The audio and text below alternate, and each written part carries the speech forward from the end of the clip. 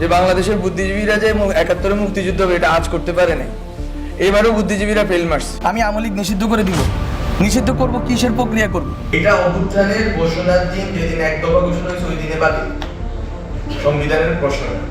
বাংলাদেশ রাষ্ট্র স্বাধীন হয়নি তখনও, কিন্তু স্বাধীনের স্বপ্ন দেখা সিরাজুল আলম খান যুবক থাকা অবস্থায় জহুরুল হক হলকে কেন্দ্র করেই গড়ে তুলেছিলেন গোপন সংগঠন স্বাধীন বাংলা বিপ্লবী পরিষদ, যাদেরকে ইতিহাসে আমরা নিউক্লিয়াস নামে চিনি। এই নিউক্লিয়াসেই পরবর্তীতে ছাত্রলীগের রূপ নেয় এবং বাংলাদেশকে পাকিস্তানের গরাদ হতে মুক্তি প্রদানে ভূমিকা রাখে সিরাজুল আলম খানের হাতে তৈরি নিউক্লিয়াস।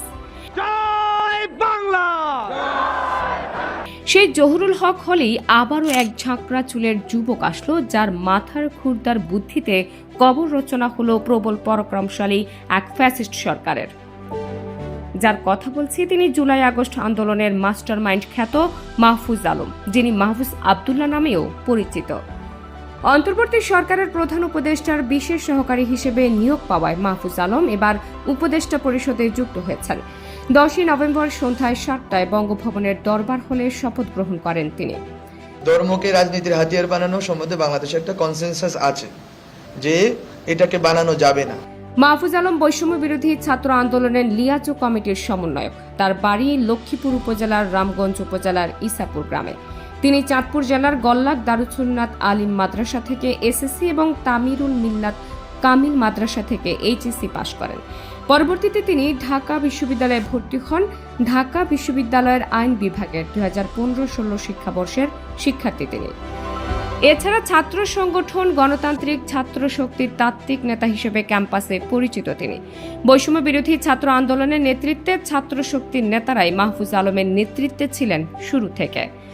জাতিসংঘ সাধারণ পরিষদের ৭৯তম অধিবেশনের ফাঁকে সাবেক মার্কিন প্রেসিডেন্ট বিল ক্লিনটনের Clinton global initiative leaders stage অনুষ্ঠানে মোহাম্মদ ইউনুস তাকে 2024 বাংলাদেশের কোটা সংস্কার আন্দোলন ও অসহযোগ আন্দোলনের মাস্টার মাইন্ড বলে অভিহিত করেন। He is known as to be the brain behind the whole revolution. এর আগে গত 28 আগস্ট বৈষম্য বিরোধী ছাত্র আন্দোলনের অন্যতম সমন্বয়ক মোহাম্মদ মাহফুজ আলমকে প্রধান উপদেষ্টার বিশেষ সহকারী পদে চুক্তিভিত্তিক নিয়োগ দেওয়া হয়। কোটা সংস্কার আন্দোলনের সময় ফ্রন্ট লাইনে তাকে তেমন একটা দেখা যায়নি, তবে কোনো গণমাধ্যমে তিনি আলোচনায় এসেছেন অজ্ঞাত তরুণ বুদ্ধিজীবী হিসেবে। বলা হয়ে থাকে বৈষম্য বিরোধী ছাত্র আন্দোলনের মাস্টারমাইন্ড বা তাত্ত্বিক গুরু হিসেবে কাজ করেছেন তিনি। ডিজিএফআই ও এনএসআই এর মতো রাষ্ট্রীয় বাঘা গোয়েন্দা সংস্থাও তার পরিচয় উদ্ধার করতে পারেনি। তার একমাত্র রচিত গ্রন্থের নাম ঢাকা বিশ্ববিদ্যালয়ের প্রতিষ্ঠা ও সমকালীন জনমত। 2 খণ্ডে বইটি প্রকাশিত হয়েছে। তবে উপদেষ্টা মাহফুজ আলমকে এখনো কোনো মন্ত্রণালয়ের দায়িত্ব দেওয়া হয়নি। মাহফুজ আলমকে কোনো দপ্তর দেওয়া হলো না কেন, এমন প্রশ্নের জবাবে পরিবেশ, বন ও জলবায়ু পরিবর্তন মন্ত্রণালয়ের উপদেষ্টা সৈয়দা রিজওয়ানা হাসান বলেন, কৌশলগত কারণে তাকে উপদেষ্টার পদমর্যাদা দেওয়া হয়েছে।